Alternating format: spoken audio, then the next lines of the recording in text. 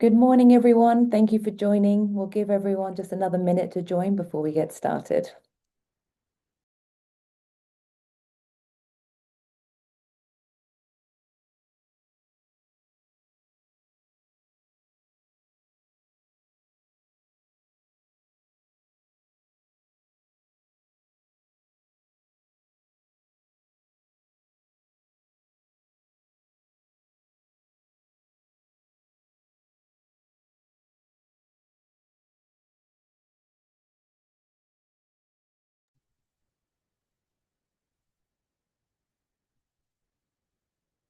Welcome to our Impact Symposium 2025, Part 2, REF 2029, Deep Dive and Strategic Implications.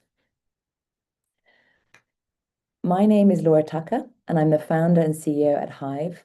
It's a pleasure to have you with us for this year's Part 2 of our 5th Impact Symposium. Whether you've joined us from across the UK, Europe, Australia, or beyond, thank you very much for making your time to be here with us this morning.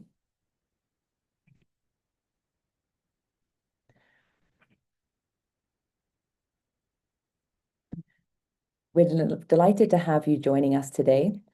And over the years, this symposium has become a meaningful gathering for those working to advance the practice, strategy, and culture of research impact. We've been fortunate to welcome more than 500 participants annually, spanning senior university leaders, impact professionals, ref leads, funders, policymakers, and partners.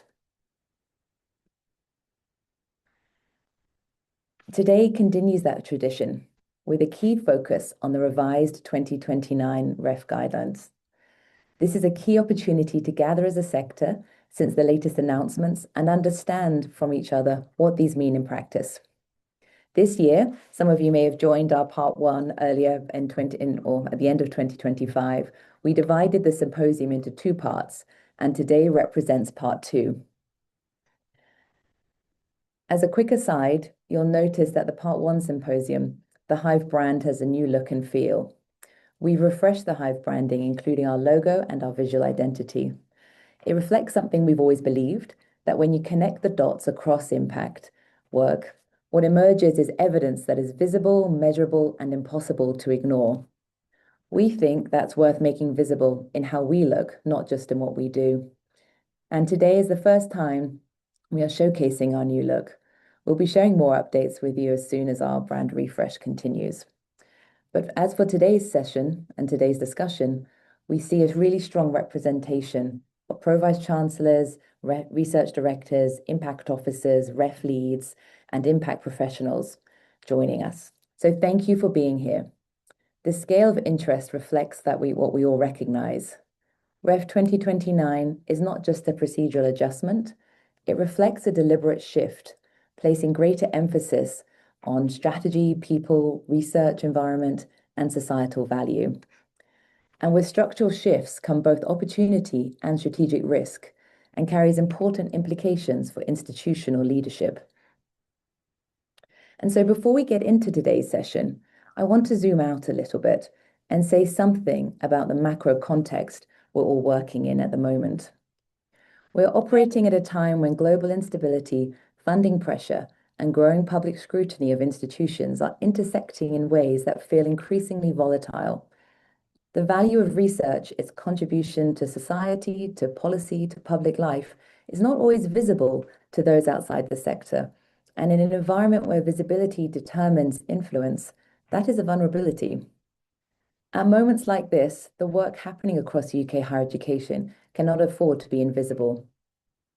REF 2029's rebalancing offers something important in that context, a framework that formalizes what many of us have long believed, that excellence is not only what is published, but what is enabled, what is sustained, what is shared, and what makes a difference. The leadership question it poses is ultimately this: is research impact your institution responds to episodically, every 7 years when it's time to submit, or is it something you use continuously to strengthen coherence, demonstrate value, and inform where you're going? That distinction matters now more than it ever has. It's also, if I'm honest, the reason why Hive exists. For over 15 years, we've worked alongside institutions on exactly this challenge, not just helping to prepare for assessment, but building the infrastructure that makes impact visible continuously in a way that informs decisions rather than just documents them. And it's why what we're building next matters to us as much as the institutions we work with. Across the sector, AI is beginning to reshape how research impact evidence can be gathered, synthesized, and used strategically, addressing the manageability challenge in ways that simply wasn't possible before. We're in the early stages of testing something we're genuinely excited about, and it's something you'll be hearing more from us on in the months ahead. I raise it now not really as an announcement, but because it speaks to a broader shift. The tools that are available to researchers, research leaders, and research support professionals are evolving, and the institutions that engage with that evolution thoughtfully will be better placed not just for REF 29, but for ongoing developments throughout the sector. And so, what's REF 29 really asking us? From my side, we're seeing a clearer articulation of what the assessment framework is seeking to surface. It's increasingly asking, how coherent is your institutional strategy? How is your institution investing in people? How inclusive and enabling is your research environment? How systematically are you engaging beyond the academia? And for senior leaders in this room, this shift carries real implications across three interconnected areas. The first is institutional positioning. REF can make institutional coherence visible, such as strategic focus, investment priorities, collaboration models, and research culture initiatives. Institutions can articulate, where do we specialize? How do we enable distinctive strengths? How does our environment support the research we prioritize? The institutions that present an evidence-clear strategic intent, not just high-performing units, I believe will stand out. Secondly, operating model alignment, because this then needs to be operationalized. The expanded emphasis toward institutional-wide culture, capability, and governance reinforces collective institutional responsibility. This has implications for workload allocation models, promotion and progression frameworks, investment decision-making, interdisciplinary structures, and knowledge exchange infrastructure. In short, REF increasingly intersects with institutional design, and this makes early internal alignment even more important. And then thirdly, evidence and infrastructure. A more holistic framework requires more integrated evidence. REF and evolving impact expectations demand clear links between strategy and measurable outcomes, consistent data across units, demonstrable support for research culture and EDI, and portfolio-level understanding of engagement activity. The question for many institutions is not ambition, it's manageability. How do we strengthen strategic evidence while avoiding unnecessary administrative burden? And I think that balance will be central over the coming years. Today's purpose has two clear objectives. First, to hear from Dr. Stephen Hill, Director of Research at UKRI, where Stephen leads the development of the UK's National Research Assessment and Funding Strategy, and has played a central role in shaping the evolution of research culture and environment measurement. At a time when guidance continues to develop into 2026, this is a valuable opportunity to explore the rationale behind the introduction of SPRE, the relationship between institutional strategy and national policy direction, and then practical considerations around preparedness. And then second, we move to perspectives and implementation. Our panel brings perspectives from across the sector. We have Professor Chris Pearce, Vice Principal, Research and Knowledge Exchange from the University of Glasgow, Professor Wiebke Tourmalin, Director of Research at the Royal Northern College of Music, and Professor Roger Whittaker, Pro-Vice Chancellor Research, Innovation and Enterprise, Cardiff University. And together, we'll explore how institutions are approaching SPRE and the new engagement element of impact case studies, and implications of governance and resourcing, as well as managing uncertainty while guidance continues to evolve. So how can we engage this morning? Well, this is intended to be a conversation, and we encourage strategic questions, practical challenges, reflections from your own institutional planning, The Q&A function is open, and we look forward to some substantive exchange. The session is also being recorded and will be made available afterwards. With that, it is my pleasure to introduce our keynote speaker, Director of Research at UKRI and a central architect in the evolution of the UK's research assessment. Please join me in welcoming Dr. Stephen Hill. Good morning, everyone. If I can just share my screen to get started, and hopefully you can all see those slides. So good morning, everyone. It's a pleasure to be here, and thank you, Laura, for the invitation and the introduction. We stand at a kind of pivotal moment in the development of REF 2029, where we really, with the announcements that we made towards the end of last year, have settled on the kind of core framework for the exercise. What we're now in the process of doing is filling in the gaps in that framework, the points of detail, with a view to full guidance being available by the autumn of this year. So this really is a key moment for it to take stock, for us to look at the framework and what direction it's taking us in, and really start thinking about the preparations for that exercise. So what I'm going to do in my presentation this morning, as the title on this slide indicates, is primarily focus on engagement and impact in REF, although I will make a few comments about the broader framework at the beginning. And what I wanted to do was just go through the framework for engagement and impact in some detail, set the context, and give you some key information for moving forward towards preparations. In the course of that, obviously I've focused on one particular part of the exercise, but I know we have quite a reasonable amount of time for Q&A at the end. So happy to pick up any questions or comments about other parts of the exercise. But as I say, my primary focus will be on engagement and impact. Just as a reminder, I have this slide in every presentation about the REF, just to remind that it is owned by the 4 higher education funding bodies. Research England hosts the REF team. I'm currently chairing the REF steering group, but it is very much a collective endeavour across the 4 nations of the UK.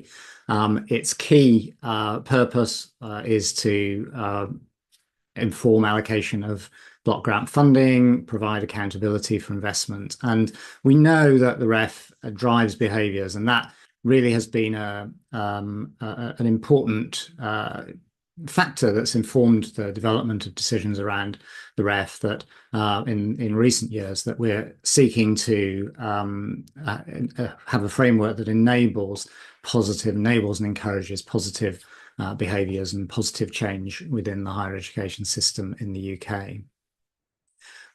The exercise is now, as I say, settled on its overall structure, and this is illustrated on this slide. So we have the 3 elements. In some ways, the elements are familiar from previous exercises. In other ways, they're different. And one of the key things is a name change for all of the elements, and those name changes are not just semantic. They do reflect a key change in emphasis.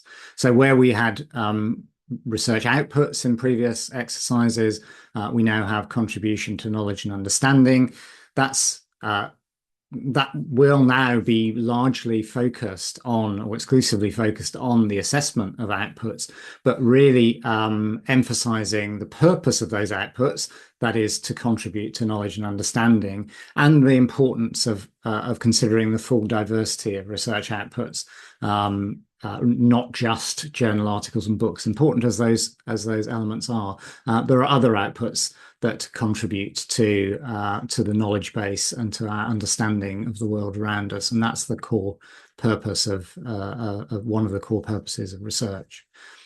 We have the engagement and impact element, which again is renamed with the addition of the word engagement. Following the decisions that were taken at the end of last year, that element will now focus, as in the past, on impact case studies alone, but it will, it does have this new emphasis of considering the engagement processes that underpin impact. And I'll say a bit more about that later in the presentation.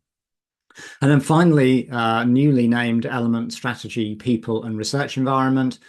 We've been, working on the development of this revised research environment element for some time. As people know, it went through an initial iteration or initial name of people, culture, and environment. But we wanted to reframe it following the work that we'd done with the pilot and evidence gathering to strategy, people, and research environment to really emphasize the importance of strategy in this element. And we will be looking at, as I think Laura indicated in her opening comments, looking for coherent strategies, a response to a strategic response to the UK government's encouragement around specialisation and collaboration, and a real focus on people and how the environments are created within universities to ensure that people can thrive and do their best work. And we think those people elements are a central part of an excellent research environment alongside other factors. A big departure from previous exercises is that a substantial part of this strategy, people and research environment element, 60% of it, will be assessed at the institutional level, because this is the place where cultures and environments are set and decided. And so we think it's very important that both the assessment focus includes a substantial focus on that institutional level, and that the behaviour change that we're seeking to achieve for better research environments is also focused at that institutional level, at least partly focused to that institutional level. The other thing we announced or one of the other things we announced in December was the new weightings, which are shown on this slide. 55% for contribution to knowledge and understanding, 25% for engagement and impact, and 20% for strategy, people, and research environment. This is a slight modification on the initial proposals that we had made, but I think reflects the somewhat experimental nature of some parts of the strategy, people, and research environment element, and also, an increased desire that was very clearly articulated from the sector, from the system, to increase the weighting a little on the contribution to knowledge and understanding element. And I think we've reached a good position in those weightings through the work and the consultation that we've been doing. So that's the overall structure. As I said, for the remainder of this presentation, I'm just going to focus on the engagement and impact element, draw out what's common and familiar from previous exercises, but also what's new and changing in that element. As I already said, the details on the engagement impact element were published on the 10th of December. As before, a key objective of this element of the exercise is to capture the wider societal benefits created through research. So that's our purpose of having this element. Is to ensure that we make a rounded assessment of research excellence, not just focusing on contributions to knowledge, important as those are, but also looking at the wider societal benefits, including benefits to the economy and to economic growth.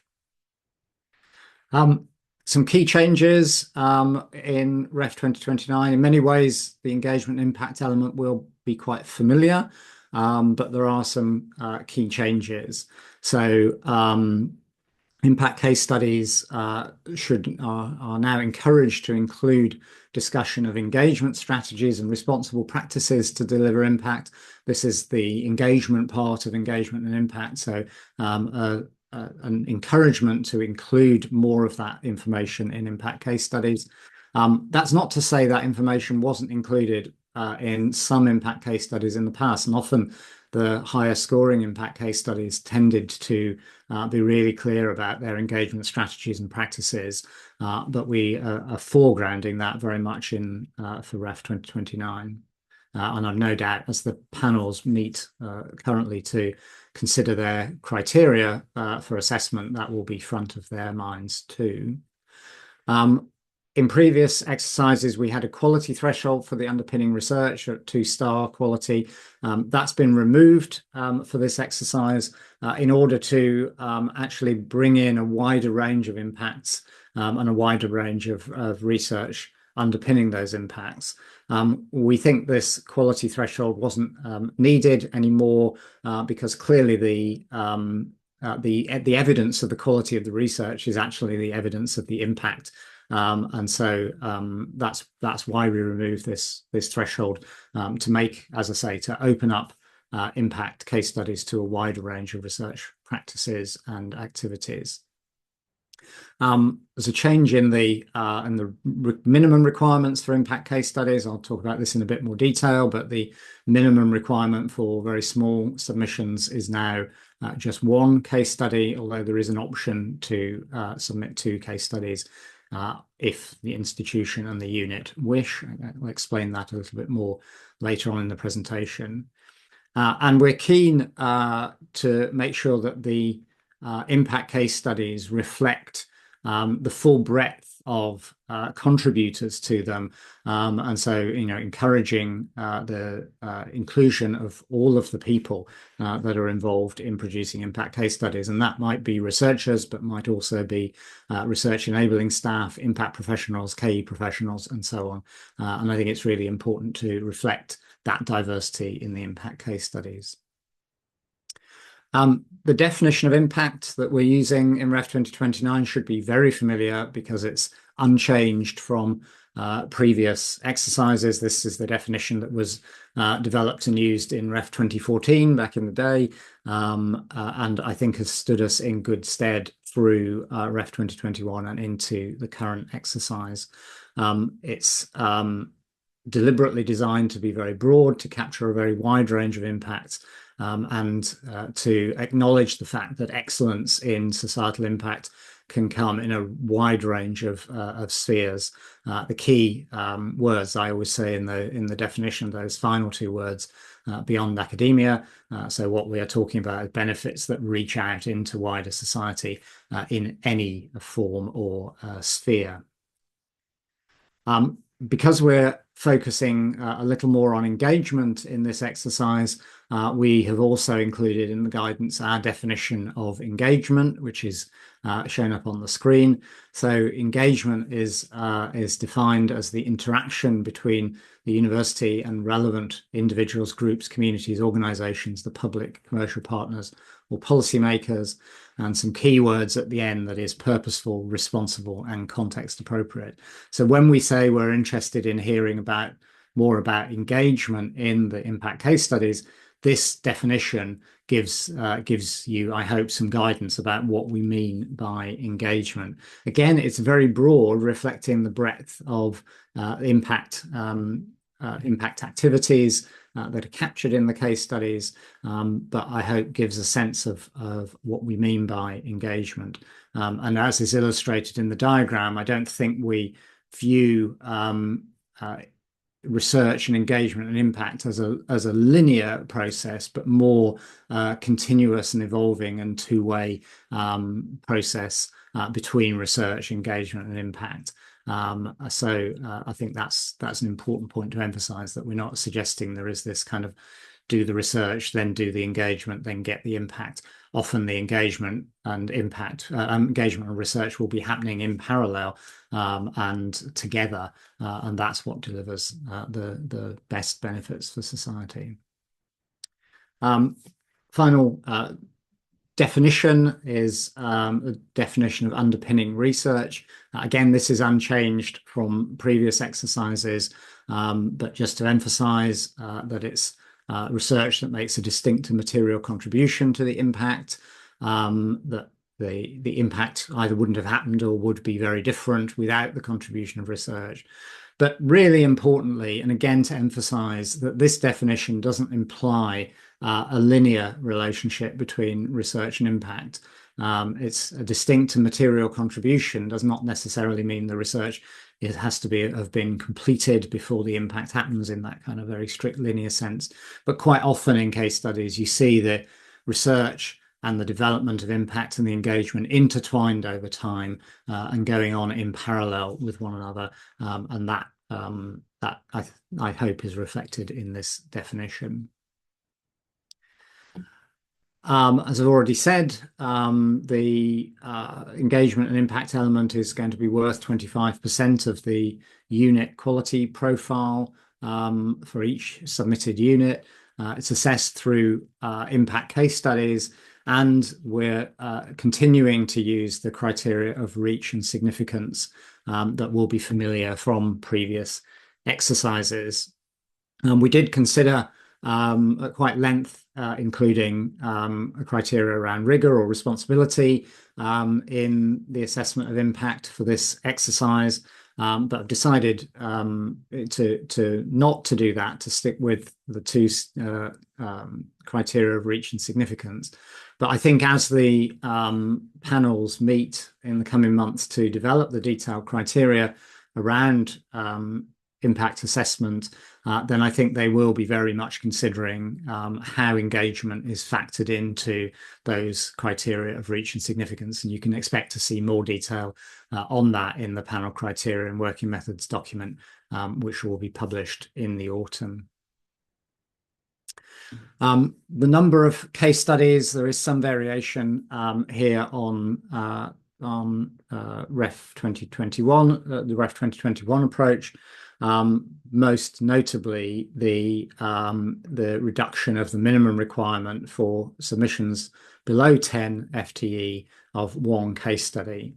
However, we do retain, we're continuing to retain the options for those small submissions to include a second case study if they wish. And the reason for that is that clearly, given that the impact element is only based on case studies, then one case study is now, for those very small submissions, could potentially account for quite a large proportion of their overall profile. And we want to at least give the option for small units to submit a second case study if they wish. And I think that decision is very much for units and for institutions to decide. If if you think you have one very strong case study that's very clearly better than other options that you might want to include, then clearly that suggests submitting one. But if you're uncertain about the relative ranking of two case studies, then the option exists to submit both of those case studies. The reason for having this change is to reduce or give the option of a reduced burden for smaller units. We know that producing impact case studies is time consuming and requires effort. And so we think that for very small units, they should have the option of streamlining that as much as possible, which is why we have this change. Broadly speaking, then across a range of unit sizes, there are it's roughly a new case study for every 10 FTE. In larger numbers, that does start to taper off, and the new extra case study requirements get smaller for smaller units. And this is also a burden reduction element, primarily actually for the panels rather than the submitting units, where we know from previous exercises and from the evidence of the panels that in these very large submissions, the incremental effect of an additional of the score of the additional case study is very small, and actually the work that the panels need to do to assess more case studies isn't borne out by getting a better or more accurate picture of the quality of impact in the unit. So that's another reason for that tapering in number as we get to larger submissions. The eligibility period for impact case studies, again, this is no change on previous exercises. We have an eligibility period covering the current REF period from August 2020 to 31st of July 2028. That's the period in which the impact should have occurred for the case study to be eligible. There's a slight wrinkle in that, given that we in Ref 2021 extended the case study period because of COVID reasons. So case studies where impact was realised between the 1st of August 2020 and December 2020 were eligible in that. That was an extension. So case studies that were submitted to Ref 2021 in that where impact was realised in that period are not eligible unless, of course, they fulfil the continued impact case study criteria, which I'll come on to in a moment. And as in previous exercises, the underpinning research has a 20-year time frame, so back to 2008. We can fully appreciate that research can deliver impact on longer timescales than 20 years. However, I think the challenges in demonstrating contribution across wider timescales mean that I think for pragmatic reasons it's sensible to limit the time window, and we think the time window of 20 years was successful in the 2 previous refs where it has been used, so it's been retained. Continued impact case studies, we are continuing recognizing that impact develops over time. There is the option to submit continued impact case studies with the criteria on the screen. I won't read them out, but they're not continued if additional underpinning research has taken place. That means they're still eligible, but they're not eligible and as being described as continued. That again is in keeping with what we did for Ref 2021. So these are identical criteria to what we used in the past.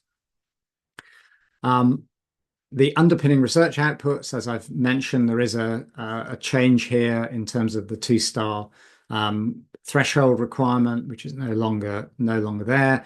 But the research outputs need to have been produced by the submitting unit. And there are criteria around that. It's within the scope of the relevant URA descriptor, and it's while the staff that carried out the research were working in the submitting unit. Again, this hasn't changed from previous exercises, so we'll be familiar. And we do have the provision where there have been mergers or acquisitions of new units, or indeed name changes of institutions. We do have the provision for that research continuing to be eligible, and I mentioned that because we've had one request in that space relatively recently, and that remains an option. Some exclusions on the underpinning research, not research that's solely authored by research students, although of course research that's co-authored by research students and others is eligible, not by visiting professors or other situations where individuals were employed by other HEIs different from the one that is submitting the work, and not again, this is familiar. This is the same as in Ref 2014 and 21, not research that's produced by current members of the submitting unit before they join the HEI impact is not portable and never has been during the time we've been assessing impact, and that continues. The template will look very familiar to you, as it's very much based on the Ref 2021 template. One change is this inclusion of specific contextual information around the names and roles of the underpinning researchers and those enabling the engagement and impact.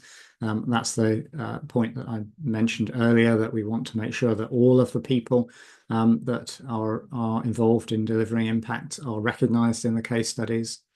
There is a space for some references for underpinning research, up to 6, and for sources to corroborate the impact.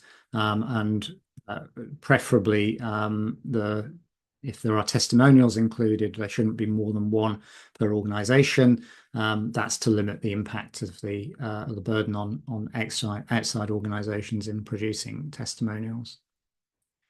The main content of the impact template is now has a word limit rather than a page limit because of the way we'll be collecting the data in the current ref, but it's a word limit of around just over 2,000 words. And we've got some suggested distributions between the three key sections, which are the summary, underpinning research, and details of the impact.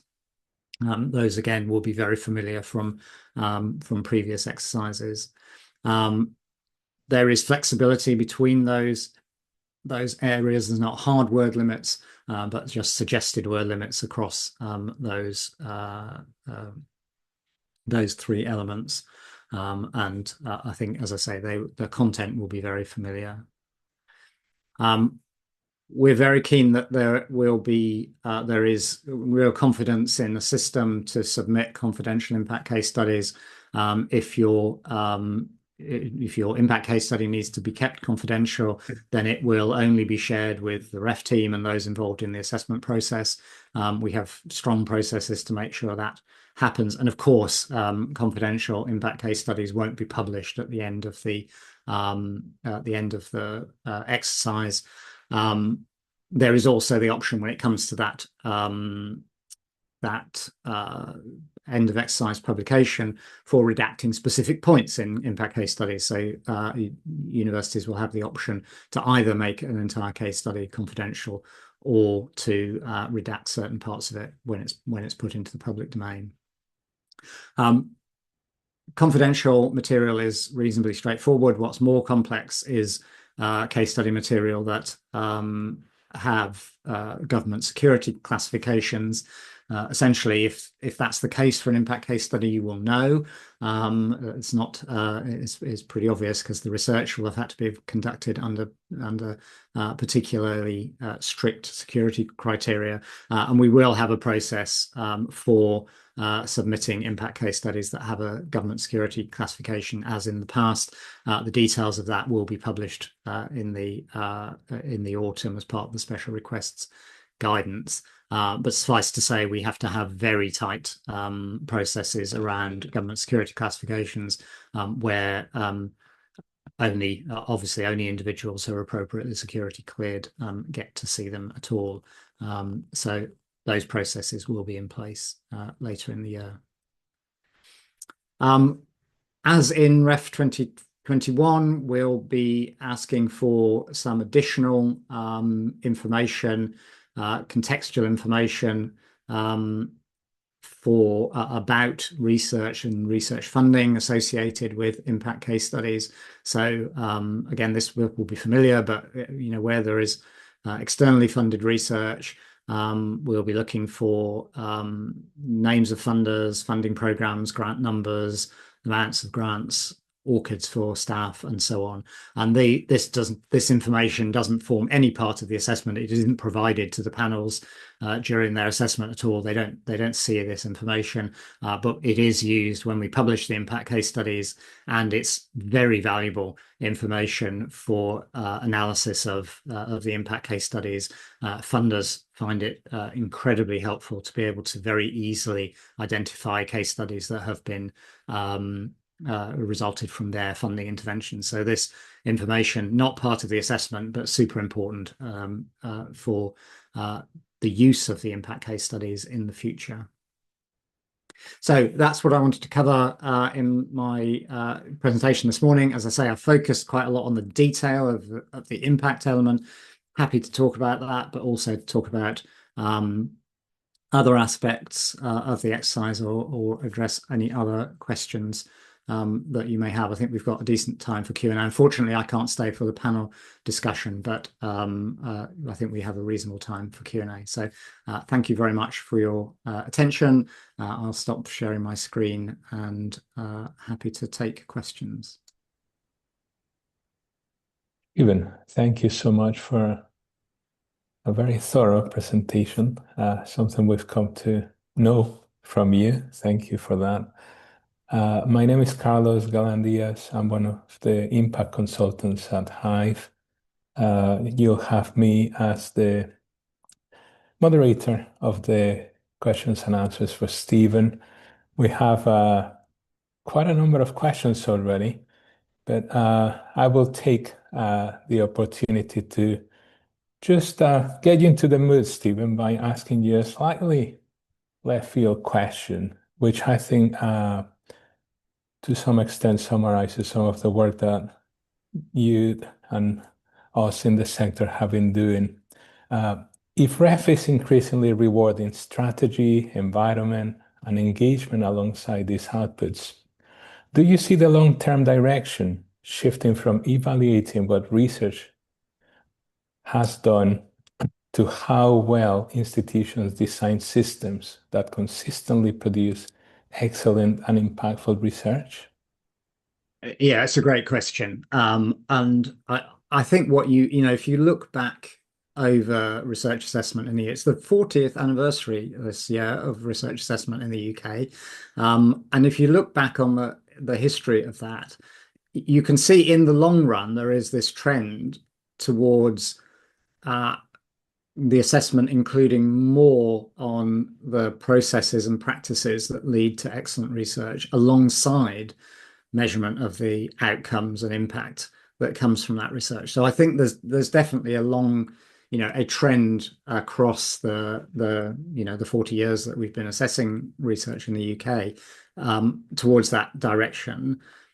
I think I'll say a bit about the future in a second, but I think it seems unlikely to me that you'd ever move to a place where you were solely making assessments on the basis of process and practice, because part of the evidence for effective process and practice is high quality outcomes. So it's not to say that high quality outcomes aren't important. They're an indicator of a good environment. But what recent evidence around research culture has told us that they aren't, it's not, they're necessary but not sufficient for a good environment, or as evidence for a good environment, if you like, that you can produce high quality outputs when there are issues with the research environment and the way people are treated and so on. So I think we need to look at both of those.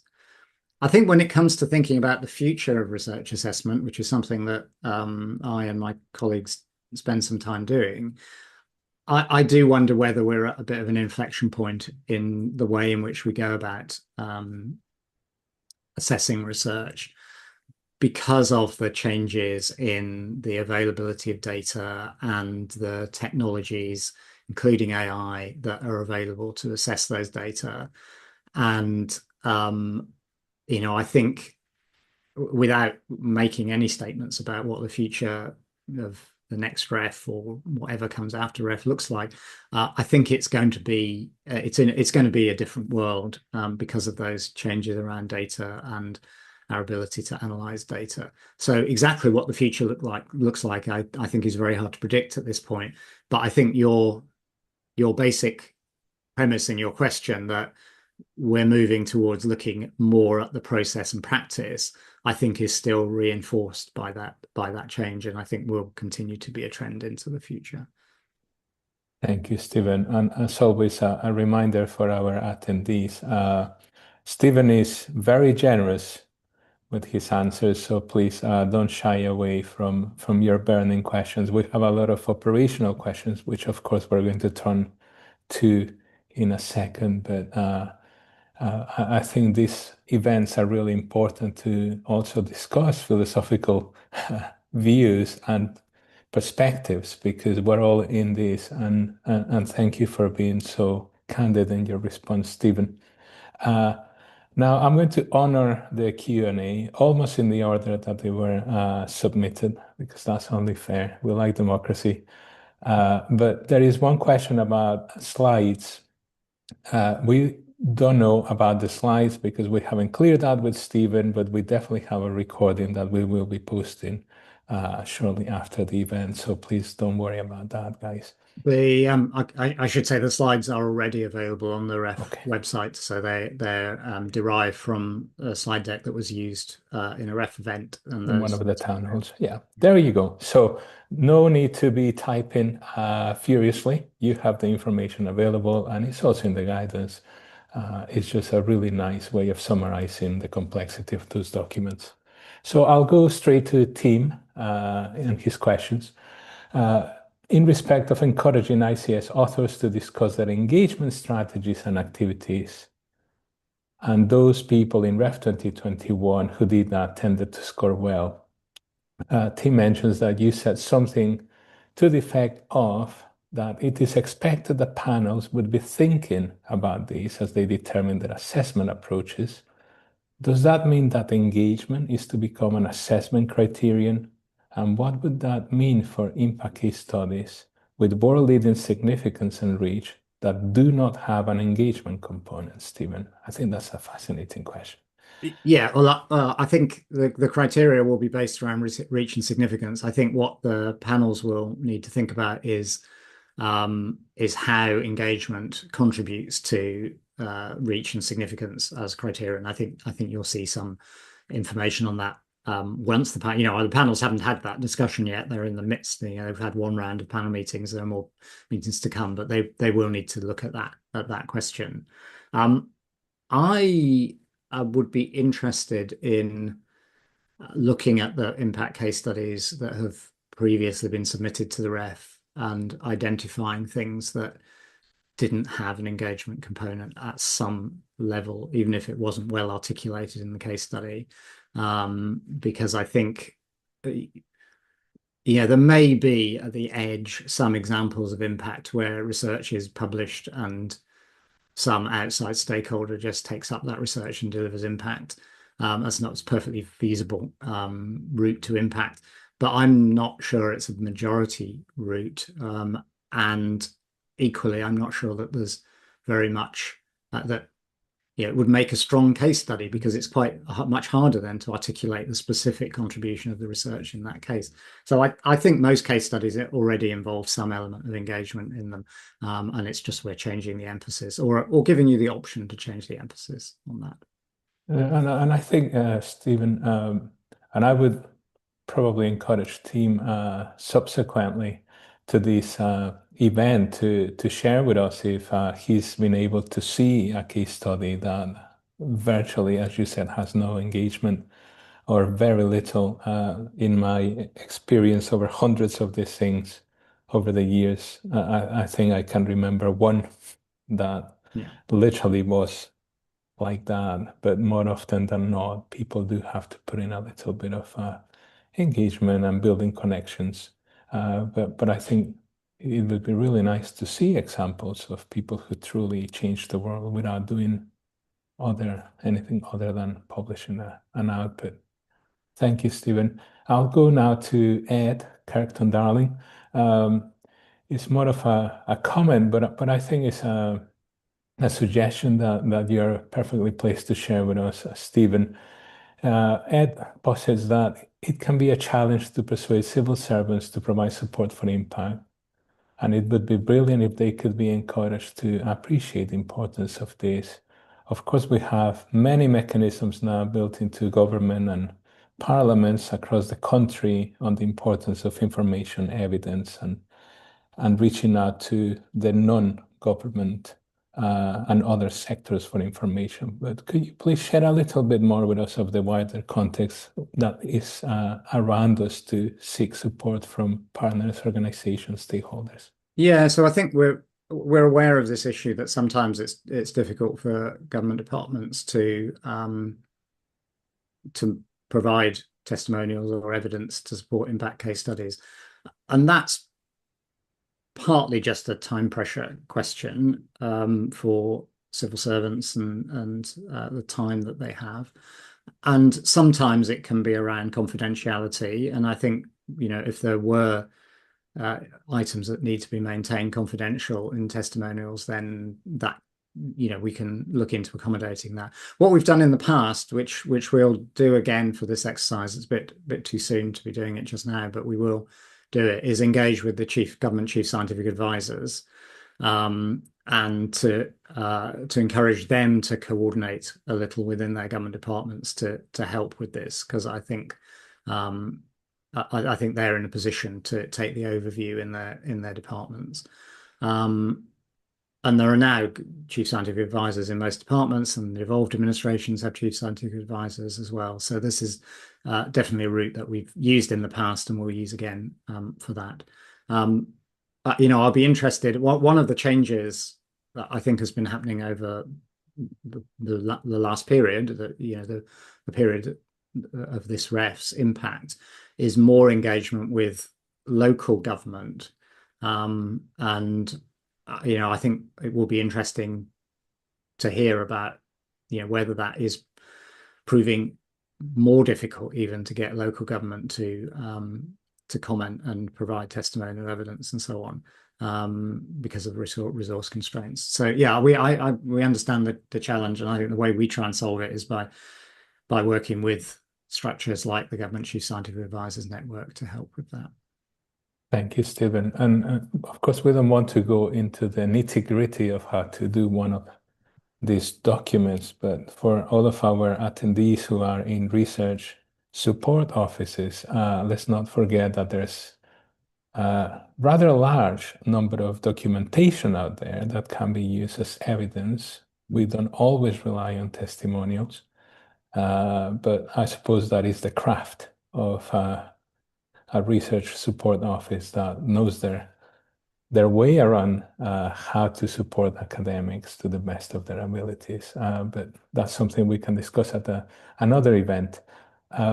We have a question now from an anonymous attendee, Stephen, which is, I would say, it's a quintessential question that fails to notice the subtleties of the exercise in an impact case study. And the question is, are emeritus professors eligible to submit impact case studies? And I think this hits the heart of guidance, that even now, 40 years after evolutions of different assessments, we still have questions that pertain. Who owns an impact case study, Stephen? I'm adding words to this just to create a context. And can you talk a little bit about the ethos behind what research pertains to a unit of assessment?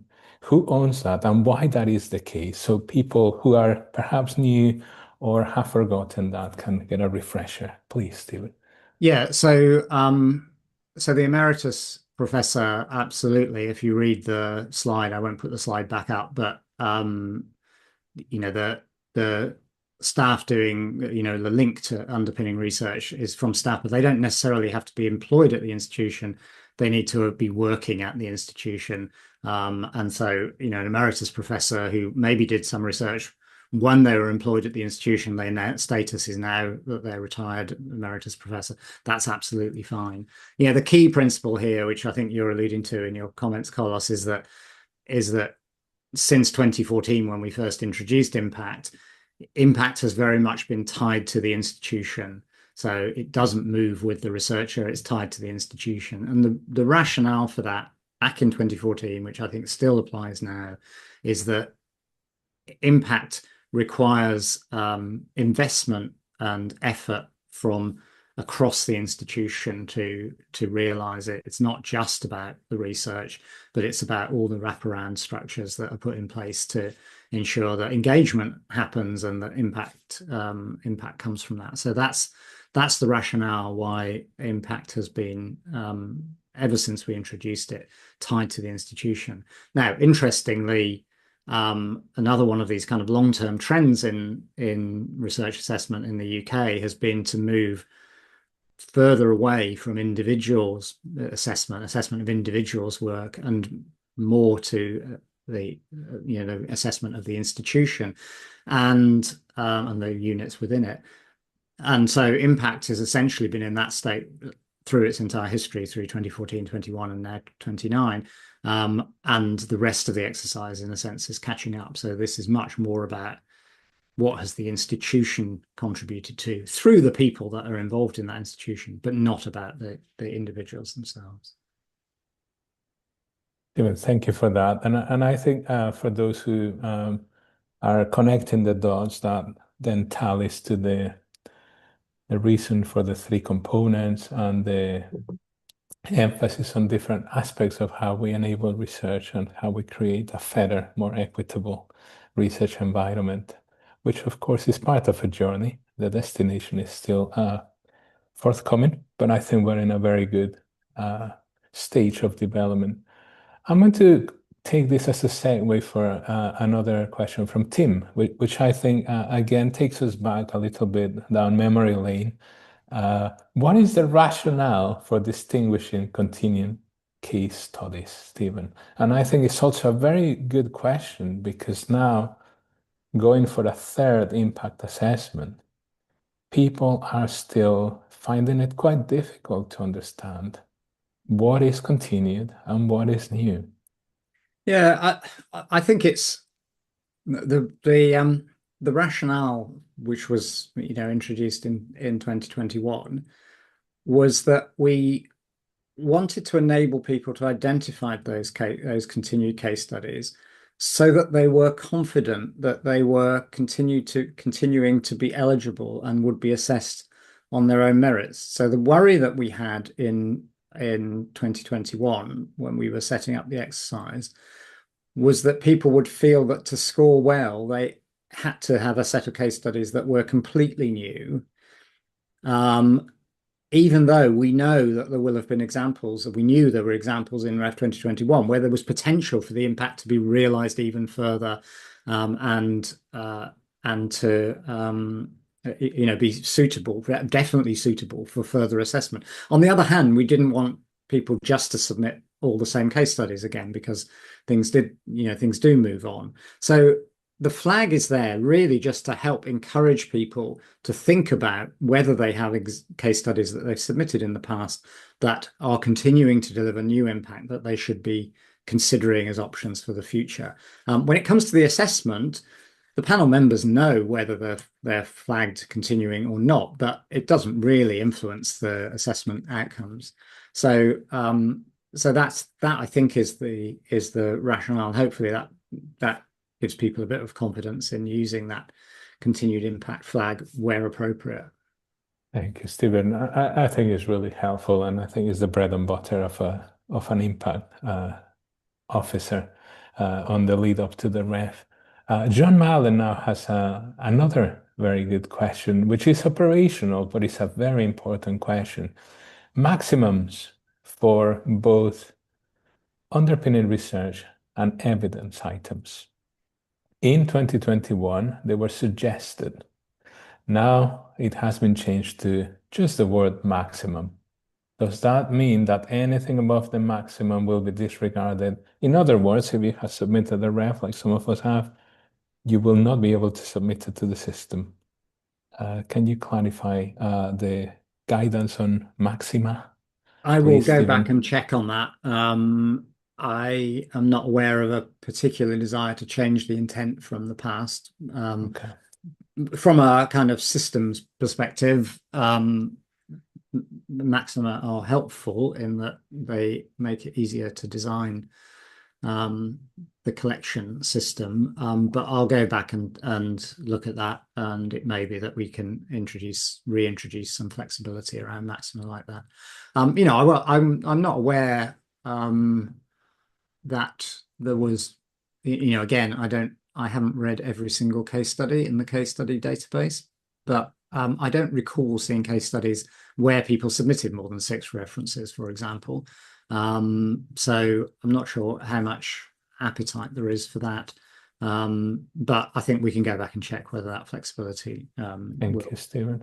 And I think from a practical perspective for our attendees and colleagues, it really is important to support our impact case study writers, authors, to try to focus on what the philosophy behind an underpinning research output is.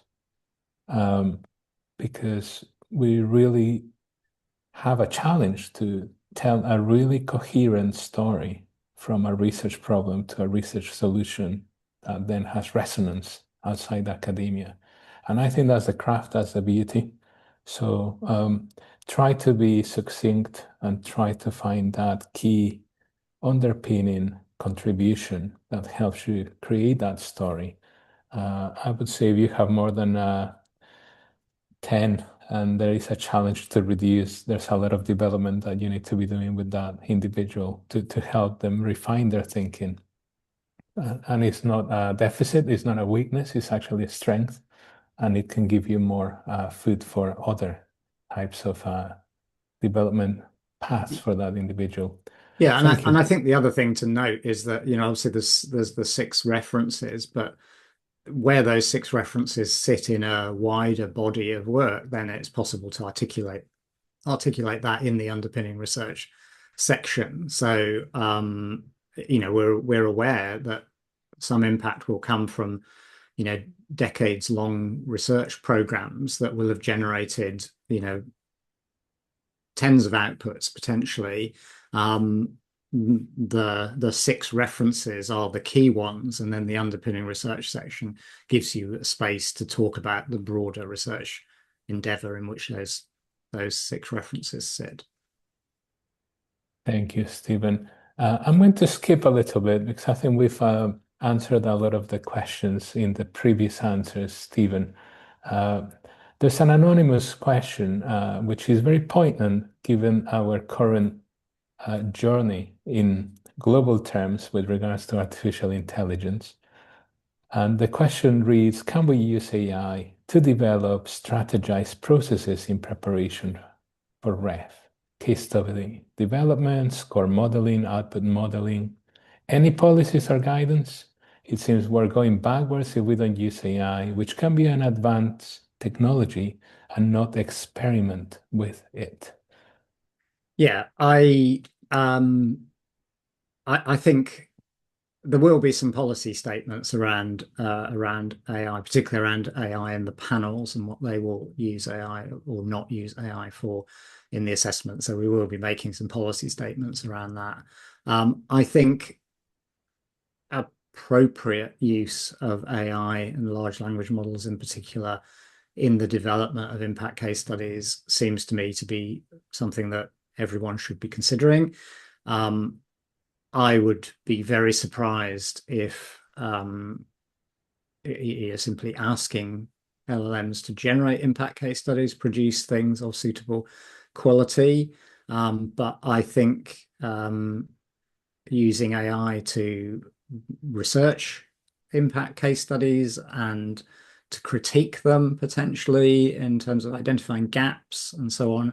I think there are definitely spaces where current AI tools could be valuable if used carefully and judiciously. And I'd also, I think the comment this is not an original comment. I've stolen it from other people, but the pace of change in AI is such that even if the situation today is that there aren't any AI tools that will be necessarily helpful, between now and the submission deadline in 2028, the developments and improvements will be enormous. So I think it is a technology that people should be embracing whilst being careful about it and not overusing it. I think it's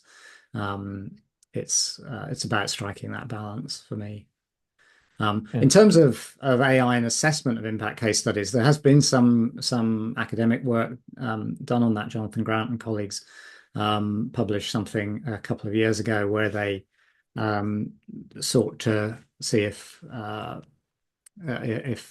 large language model at that point, so this is a couple of years ago, so things have massively moved on, could replicate case study assessment, and the answer they got was yes in some circumstances, but not to a particularly high level. But as I say, that study is now completely out of date because of the developments that are happening at pace. Thank you, Stephen. And I think that's a comforting perspective. We have to use it responsibly in the absence of any explicit requirements for the submission. But to be honest, working at the forefront of this, we know that it's not the answer. There's still a significant human component to it. Yeah. So please be, as you said, judicious is the word, I believe. Yeah, one approach that I'm not recommending this approach, but I do think it's quite an interesting one, is that I've heard people using, is that they feed an LLM the key information about a topic, and that's not necessarily related to case studies. And rather than asking it to write the thing, they ask it to write 5 different versions of the report or whatever. and none of those are any good. But actually, by seeing the five versions, you gain really useful insight about good and bad ways of structuring or pulling together information. I think that's quite interesting use of AI. Yeah. And watch this space because I think the world is changing very, very quickly to adapt to some of these trends.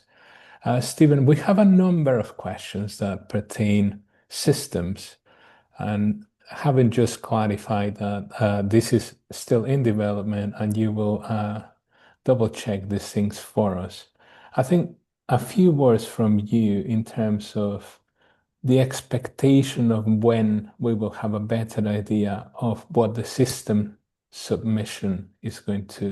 system is going to look like would be helpful. Because of course we cannot answer whether it's PDF, it's tables, the sizes, the length Yeah. of things, but roughly, what is your timeline for testing and having the submission system in a place where you can share with the community what it's going to look like, Yeah, I please? don't have the precise dates at my fingertips. Obviously, there is a plan for all of that.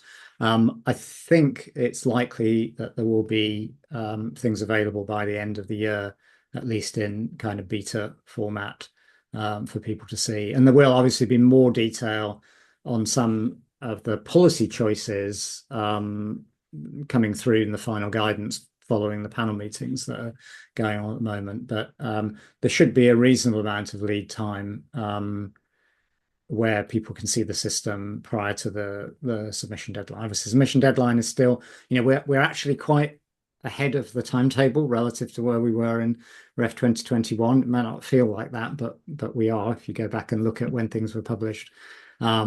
So there will be a good window when the submission system will be open, and everyone will be able to access it prior to the deadline and submission deadline in 2028. Thank you, Stephen. And I think I'm going to take just one more question due to time. And I'm going to go easy on the question because I think it's a really important question in terms of influencing and changing. So Hugh McKenna asks about changing policy is often seen as impact, but perhaps the policy was never implemented for whatever reason. Is influencing policy impact if there is no benefit? Can you give a share of your experiences on how people talk about influencing, changing, modifying, nudging, just to help our attendees see the subtle differences between? Yeah, this is a common question, and I know influencing policy can often, being able to change policy or not depends on things that are very much outside of the control of researchers or research enabling staff in institutions. Government changes can, scupper policy changes and so on. I think it's possible to articulate intermediate impacts along that process towards policy change, and the particular one, which I think is perhaps a little bit underplayed sometimes in case studies, is changing the public discourse around an issue, around a policy issue, that is often the precursor to government policy change, and can be evidenced by uh, how issues are talked about publicly in the press or whatever, the prevalence of an issue in the press, the support for NGOs in an area and making their case. So I think there are lots of spaces in the policy impact that are that are demonstrable impacts and changes and benefits to society. And it's a benefit to society to have a better, more informed discourse about a policy issue, even if the government policy doesn't necessarily change. So I think you can capture and articulate different aspects, even in the absence of that new piece of legislation or new piece of government guidance or whatever. David, thank you so much for that. Very helpful. It's been a pleasure having another conversation with you. I hope that our community here and the ones who will be watching this can also benefit from your generous sharing. Thank you for your time. And with this, we resume this part of the symposium. And now we're going to move on to our panel discussion led by Dr. Laura Kemp, my colleague here at Hive, and some friendly new and not so new faces who are joining us to share their very valuable experiences. Laura, thank you again. Thank you, Carlos, and thank you to Stephen as well.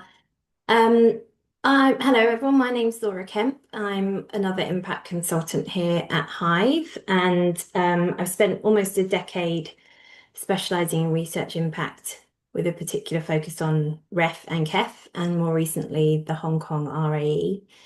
We have a fantastic panel for you this morning of senior research leaders who bring different institutional and indeed geographical perspectives to the discussion. So we are joined by Professor Chris Pearce, who's the Vice Principal for Research and Knowledge Exchange at the University of Glasgow. Professor Wiebke Tormerlen, who is the Director of Research at the Royal Northern College of Music, where she is a strategic lead for research, knowledge exchange, and REF. And Professor Roger Whittaker, who will hopefully be joining us very soon, who is the Pro Vice Chancellor for Research, Innovation and Enterprise at Cardiff University. And thank you so much for joining us all this morning. We're really grateful for your time and also excited to hear how you see the new elements of REF 29, the effect that these will have on different types of institutions, and also how your institutions are responding to them. And this is also an opportunity to reflect on how the REF guidance is being received in the sector. This is an opportunity for us to do some peer learning, which is not always that easy in today's climate. So it'd be great to hear, what is being welcomed, what you see as the main challenges. And there will also be a Q&A with our panelists after the discussion. So please post any questions that you have for our panelists in the Q&A chat box. And I'd just like to start now by asking our panelists to introduce themselves. So can I start with you, Chris? Yeah, thanks, Laura. Thanks. Good morning, everybody. So yes, I'm Chris Pearce. I'm the Vice Principal for Research and Knowledge Exchange, or Pro Vice Chancellor of Research at the University of Glasgow, where I'm also a professor in the James Watt School of Engineering. My academic career has now spanned more than 30 years. I work as an academic in the field of computational engineering, and that has allowed me to work in both fundamental and applied research. So I've done quite a lot of work with industry as well. I've had different leadership roles, but primarily they've always been focused on research. But for the past 6 years or so, my primary focus has been institutional leadership as the university's vice principal. As well as leading Glasgow's REF 2021 submission and 2029 preparations, I've led the development of our institutional research strategies. And those strategies are structured around the priorities of collaboration, creativity, and careers, and they're underpinned by the principles of quality, integrity, and recognition. So REF is a major part of my role, but more importantly, so is ongoing research enhancement as a process that ultimately we will see the positive results of that through REF. And then maybe just given the topic today, just to say that as an institution, we have significantly evolved our approach to impact and knowledge exchange over the last few years with a far more coordinated institutional approach. And maybe we might want to pick up on that as we go on. Other than that, looking forward to the discussion. Thank you very much. Great, thank you, Chris. And Wiebke, if you could introduce yourself to our audience, please. Thank you, Laura. Very nice to be here and nice to meet you all. My name is Wiebke Tormerlen. I'm the Director of Research and Knowledge Exchange at the Royal Northern College of Music. So I am the Executive Lead for Research, Engagement, Innovation and the REF. I thought rather than saying any more about myself, it might be useful to give you a little bit of context about our institution. So we are a specialist provider, small specialist provider. We are also a single subject institution. So we are a very small setup. And all the work that we do goes across teaching, practice, and research. So we work very closely with industry partners across research and teaching. We have about 300 academic staff, of whom 45 directly contribute to research. Circa 30 would be qualifying as SSR, resulting in a volume measure of 17. So I hope that gives you a sense of the scale. In terms of the overall institutions, we have a global reach and recruit internationally. We have 900 students from over 60 countries. But we work very closely in the region and nationally with partnerships, industry partnerships. We have over 30 industry partnerships that contribute, or with whom we work across teaching and research. We are also a cultural venue, so we offer over 300 plus performances a year, reaching over 100,000 audience members annually. So really engagement with a public and a community is what we do on a daily basis. We also have a very large pre-HE program that is award-winning, and in the last year reached over 3,000 children and young people in 93 different schools and nearly 7,000 participants in non-school sessions. So again, that whole program is research underpinned and very focused on the engagement and impact. So we are a very small setup, but think of ourselves as having great capacity for reaching and impacting audiences. Thank you, Vika. It's really valuable for us to have your perspective here, the small specialist. And now, Roger, would you like to introduce yourself, please? Borodar, good morning. I'm Roger Whitaker from Cardiff University, and I should apologise. I have problems joining this morning, but managed to reach you at the appropriate time. My role here at Cardiff is Pro Vice Chancellor for Research, Innovation, and Enterprise, and my background is in computer science. I've been in this role for my fourth year in this role. We have gone through a lot of change and strategic transformation over the past few years to reposition the institution.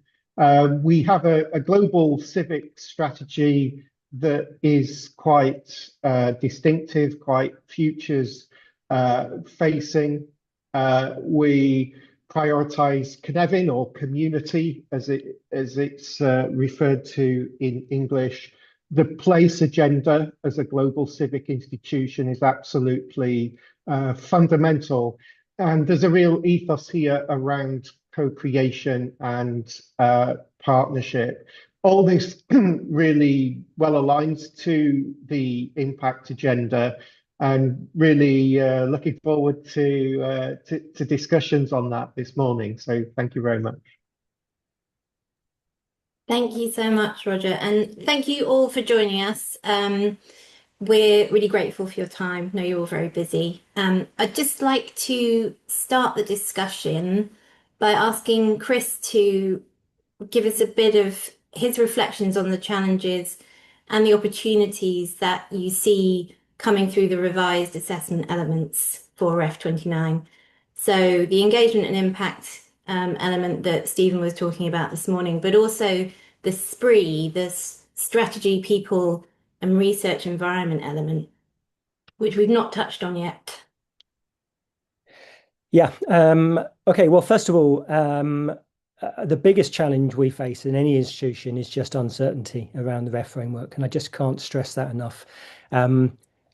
So, everybody in the institution is always waiting to understand what the framework's going to look like, what the rules are going to be. So I'm really pleased that actually we've now settled on a framework, and we could probably carry on debating it if we wanted to, but I think actually it's probably just best that we now move ahead with it. So really pleased that the framework's now settled following the pause last year. And I hope that, so my biggest hope now is that the detailed guidance will now be delivered as planned, according to the time scale that we were hoping for, and with as little ambiguity as possible. And I can't stress enough that ambiguity just creates work. And I think in these times we really need to have a big focus on reducing the overhead of submitting to ref.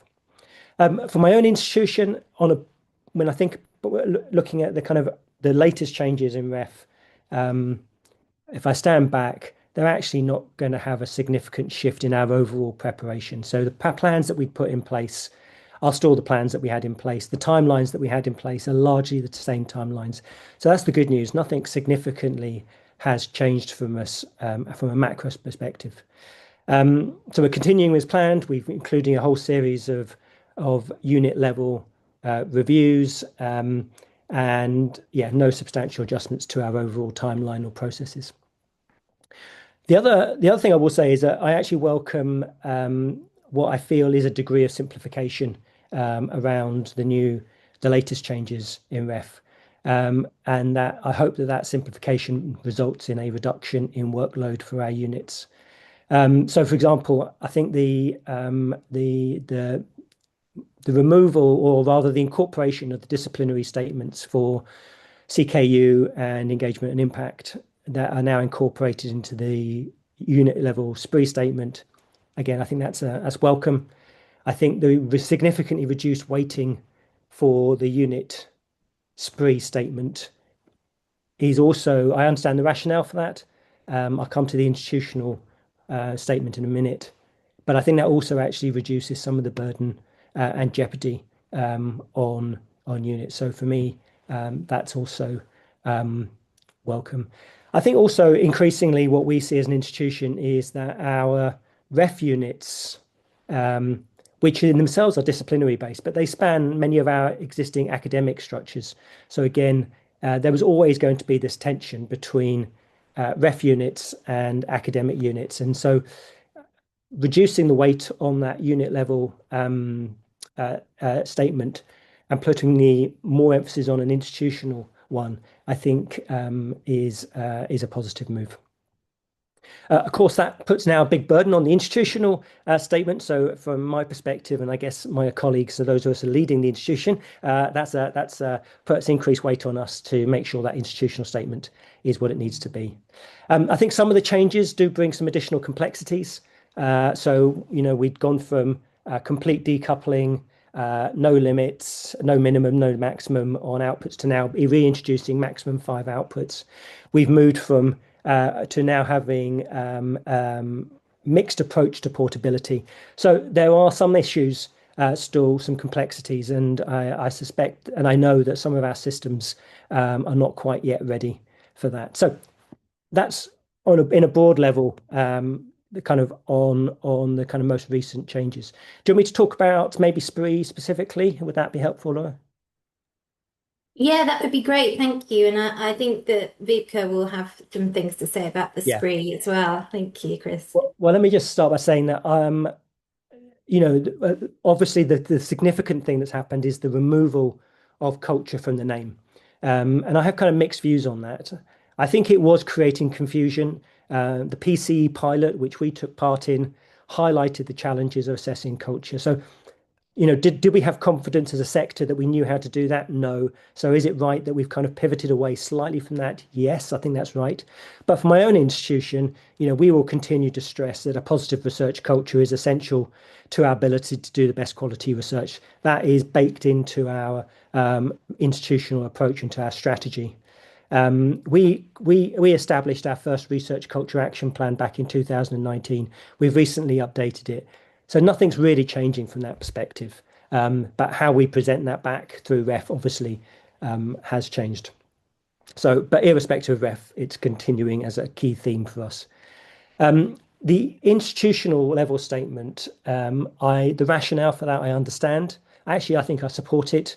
As I've said, I think it reduces the burden on the unit, but also it does, I think, introduce a very welcome reminder for us to check that our strategic priorities, our strategic frameworks, which we design at an institutional level, are how they play out at the level of the units. So this has got two dimensions to it. How do we implement institutional priorities at unit level? So in an institution like mine, it's a big, large, complex institution. Reaching all corners of a complex institution is really difficult. Tackling microcultures, making sure that what you do institutionally is driving down to all aspects of the institution are complicated. And it also is a reminder that we need to actively check in with our units on how well institutional initiatives and frameworks are serving our units. Are they useful? Do they give them the tools they need? What are the gaps? And we saw that in taking part in the PCE pilot. We saw that disconnect between what we were doing at an institution level and what was happening at a unit level. So actually, this divide between unit level and institutional level, I think, is a welcome reminder for us. But as a strategic change for us, no big difference. Final thing I'll say is that increasingly we're trying to, as many universities will be doing, we're trying to promote interdisciplinarity that work across unit structures, and these are better described at an institutional level than they are at a unit level. Yeah, I'll leave it there, but thank you. Thank you. Yes, and so we know that 60% of the 20% element for SPRI will be from the institutional statement. And Victor, do you want to join in? Because I know there are different tensions at a small specialist around this element of the REF assessment.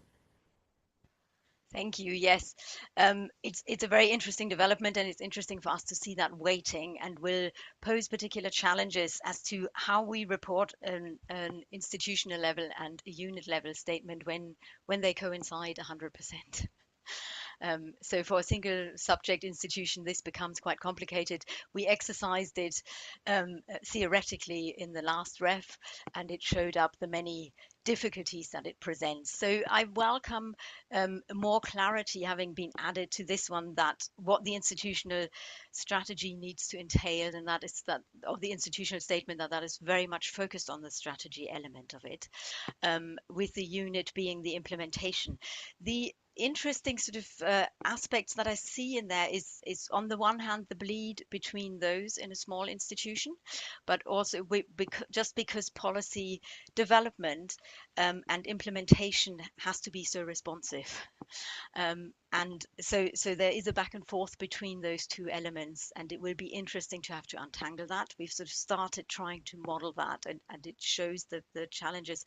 But I also see the challenge there in that interesting engagement element, which in principle, I really welcome the highlight of the engagement element in the engagement and impact case studies.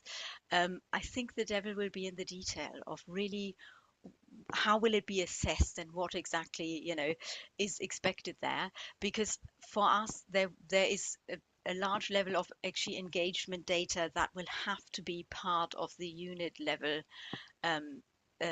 SPRI statement, just in order to actually demonstrate, put some evidence to the implementation and effectiveness of particular strategy and policy. So it's that bleed across the three areas that I think for small specialist institutions will present a particular challenge. Thank you, Vika. And Roger, for an institution such as Cardiff that has a really big civic role or civic investment, the SPRI potentially offers much more opportunity than the REF 21 environment statements did. Yes, just to say, a lot of the points that Chris made, in some sense, we're quite similar institutions positioned large civic in devolved nations. So the sentiments Chris conveyed there are really important and relevant to ourselves. It was quite an assertive repositioning, if you like, in terms of the weighting for SPRI going forward, but one that actually gives real agency and license, if you like, for the institution to wrap its arms around all the UOAs and to say, look, we need to have a platform here that's really driving the environment and the culture across the institution, such that everybody is benefiting. So there's an element of inclusivity that's hidden in that. I would mention the word culture as well, and I agree with the points made on it became perhaps something that was getting in the way a little bit, but here certainly reaffirming culture is central to making progress in this space. We have gone recently gone out to recruit a new dean for research, environment, and culture to replace a colleague coming to the end of a term of office, and we'll be continuing with our programs, our infrastructure, our action plan, going out again to survey how people are engaging within the organisation. I think perhaps the bit we are grappling with is the looking for any new tensions between a heavily weighted institutional statement and how that then cascades in to the units of assessment. And we're probably at the other end of the spectrum as compared to a specialist provider, but making sure we've got really strong linkage and connection. And actually it does help to cement ownership, things that are owned for the university, across the university, and things that are owned very deeply inside the units of assessment relative to disciplines. So look, I'm optimistic that we can make this work, and it's representative of what we do. And as you say, a lot of that culture for us is embedded in place, civic identity, and the activities that we're undertaking here that can only be done in this place. Please go ahead, Chris. Yeah, I was just going to say, I think one of the problems that we still is unclear to us when it comes to this institution statement versus the unit level statement is how they're going to work together. So we're told that they should not have duplication, but it's not quite clear how the assessment's going to work. So is a panel going to read both the institutional one and then the unit one, even if the institution one is being assessed separately, because otherwise units are left in a very difficult position to know what to put in their unit level statement, if they're not completely clear how the institutional statement is going to be used in parallel. And I think that's still unclear. And we've seen through the PCE pilot, through the panels, that where they had an institutional and a unit one, it was done there was no guidance to them. They was used quite differently. Sometimes it was read first and then the unit level one. In other panels, it was a completely different approach was taken. So we really need absolute clarity on how those two statements are going to work together. Because as Roger said, there's so much that we can place into the institutional one that is relevant to the unit one. But if the unit level statement is then looked at independently or without close tied assessment to the institutional one, we've got a real problem. Thank you. I think Vipka had something to say, and then we'll move on to Roger. Thank you. Yes, on that subject of the weighting and how they feed into each other, there is for small specialists, there is the guidance at the moment that there will be consideration whether both statements will be handed to both panels to be read together. And I think that's a really important point, that really needs to be considered very seriously and carefully. And in that light, there's also various flags across the guidance that the criteria will be reviewed with regard to their applicability or operability for the small specialist institutions. And again, I think, as a sort of subsector, we need some reassurance that the right expertise is in those conversations when those decisions are made of actually what parameters work for us. And this is, where the timelines that we're working with become difficult. And I would like to make a sort of really large point about data here. While I agree with Chris that there is some simplification and that is very welcome, there is still a large amount of data gathering that needs to happen, which we small specialists such as we have to do on a very, very small scale with a very, very limited number of people involved in trying to do that piece of work. So timelines are really, really crucial for us of actually knowing what exactly are the margins that we need to hit, because we can't gather a whole raft of evidence and then find out actually this is the right one that we need. That capacity just doesn't exist. And the reality of that is that the capacity could exist, but it would directly take away from the active research. So the funding either goes to the management of the data or it goes to the researchers. That's the upshot of it. With that in mind, I find it interesting to just think about how these changes actually help or are designed to help deliver the wider UKRI funding strategy that was also announced in December 2025.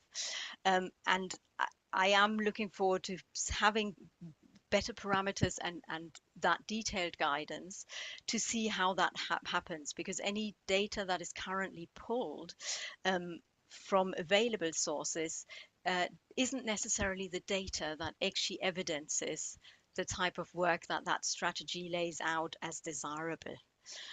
So we, for example, did an exercise last year where we had a look at how much return on investment essentially do we have for the research funding that we get. What do we gather in terms of non-research funding that is much more directly teaching and practice funding, but that comes from the research activity. So very much in the impact stream, but the types of funding sources do not necessarily get reported in the right ways in the annual financial statement to pull through that automatic data, right? But so that type of return of investment, which the UKRI strategy is interested in, where and how do we gather that, and how will that affect these statements? If I may just bookend those comments there, I still think perhaps one of the elephants in the room, points that needs clarification going forward and watching is the issue of metrics and interpretation of data. It did seem to me quite strange that during the PCE period, if we can call it that, we had a swing to moving to metrics to measure culture, when in other areas of REF, such as outputs, we've been super cautious about the use of metrics and their inappropriateness, etc., etc. So I do think we've perhaps got a little bit of rebalancing now through SPRI.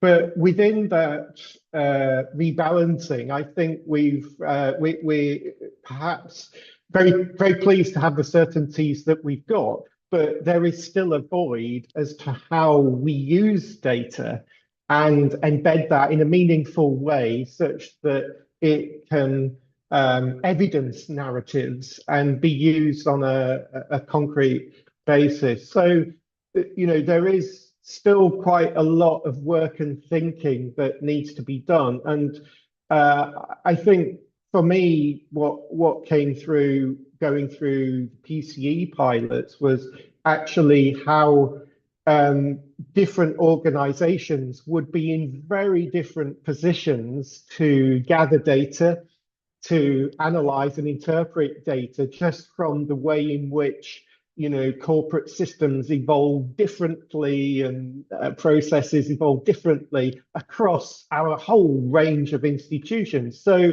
I do think there is a watch this space in the spree area that we do need to keep an eye on. I might just come in there. I think two things quickly. One was Viba's quite rightly talked about the challenge of data. We have a slightly different challenge in a big organization, is that we have to stop units from creating their own little industry of data collection, because we are trying to, support it centrally in order to free people up to reduce that burden on them. But actually, it's quite difficult. It's quite a challenge to do that. Thank you. Thank you all. There was an emphasis when the new policies were released in December last year that they were trying to reduce burden and not introduce any new data collection requirements, but we're still not sure what those data collection requirements are. So yes, you're right, that is the elephant in the room. I was wondering if we could touch on go back to the impact case studies, the impact and engagement element, the removal of the 2-star quality threshold. How is that being received at your institutions? I'm happy to go first. I don't think it's not been a major issue for us, if I'm completely honest. I don't think. To be honest, we're not yet at the stage of actually, really pulling together a full impact case study. We haven't got the full guidance, so we haven't really gone through that process. So it hasn't actually been that big an issue. I think the other change around it is, which is this extension of impact to include engagement. I think this is really welcome. I'm not convinced actually, though, that we've really made a shift. We're still writing impact case studies. So I remain a little bit skeptical that what's been a change in name isn't really going to make a material difference. But I could be proved wrong.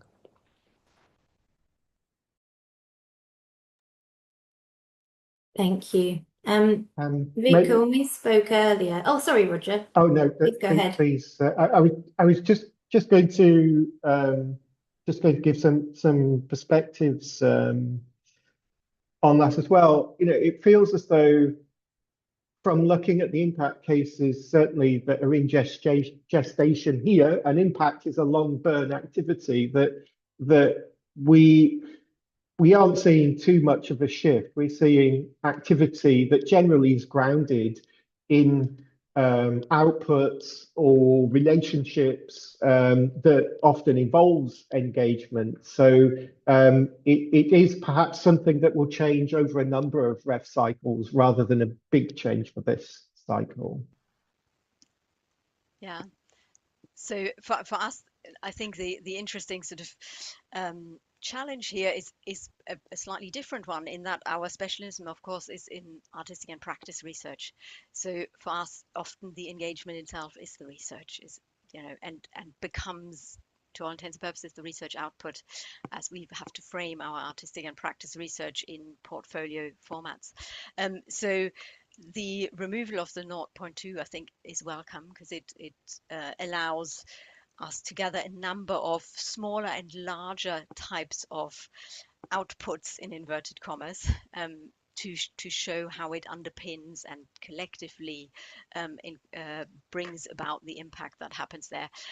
But it will be that challenge of framing engagement in those terms, or as separate from the output. That will be interesting for us. Thank you. And I was also wondering if we could touch on perhaps you're all across the ref submission entirely. So if we could touch on the contributions to knowledge and understanding element. It's now been modified slightly to reflect diverse contributions and disciplinary differences. So it's sort of, the guidance is moving it away from narrow output counting towards a more sort of collective portfolio-based account of how knowledge is produced. I think you will all have different perspectives on this, and I wonder if there are any sort of strategies that you're developing in your institutions, or whether this is just really welcome news. I'm happy to go first. I think it's welcome. I think this is progressive. This is what we should be doing. I think the realities are slightly different potentially, because as you introduce a change, you don't have the experience of understanding how an unusual or non-typical output is going to be assessed. So I suspect we're always going to be coming back to the question: is this a risk for us? And and we're going to want to minimize our risks. So I I think we're going to have to hear more from the panels once they've started meeting and they've started putting out their more detailed guidance. I think we'd be very welcome to hear, get some insights from the panels as to what they're looking for in those non-typical outputs and how they will be assessing them. Because without that, we're going to be flying blind a little bit.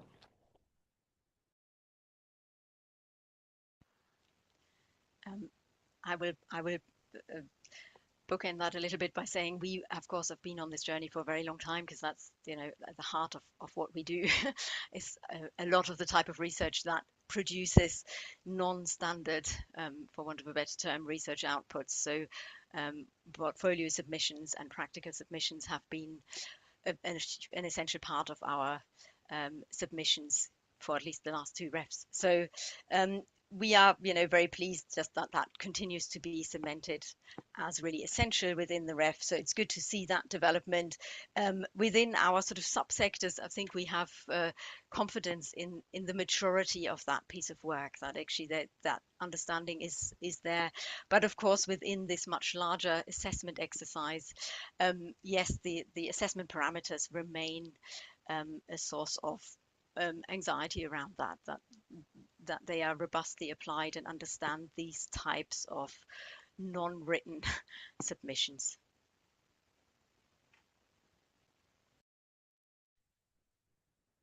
Yes, I think it's good to have the degree of freedom registered, but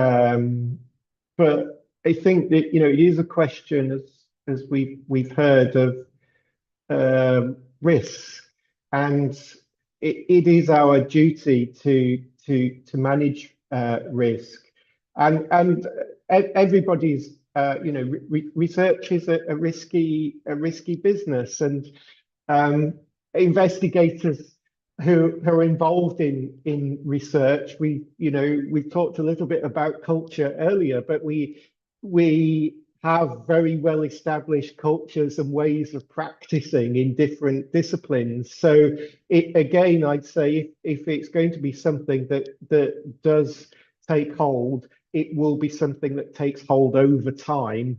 And it would probably need also potential adjustments so that it's more explicit in things like reward and recognition within the sector, and so on and so forth.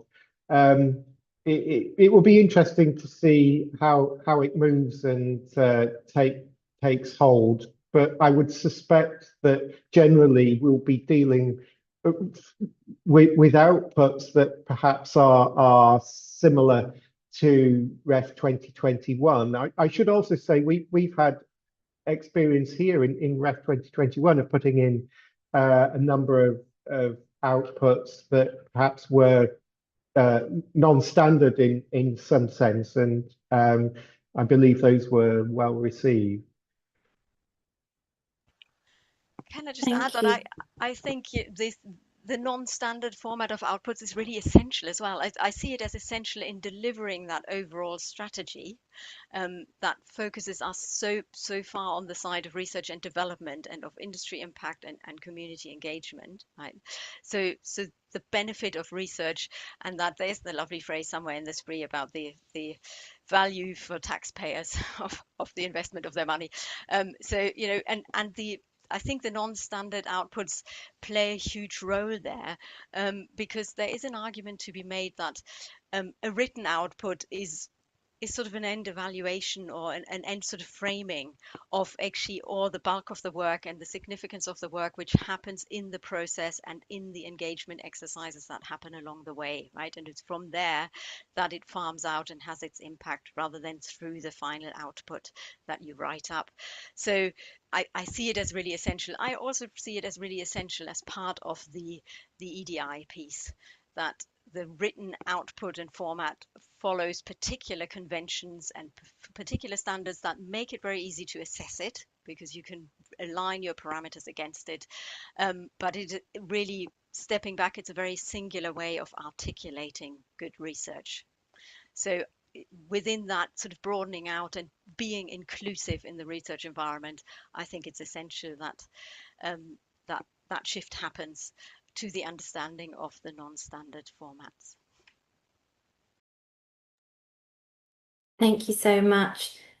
We have a question actually.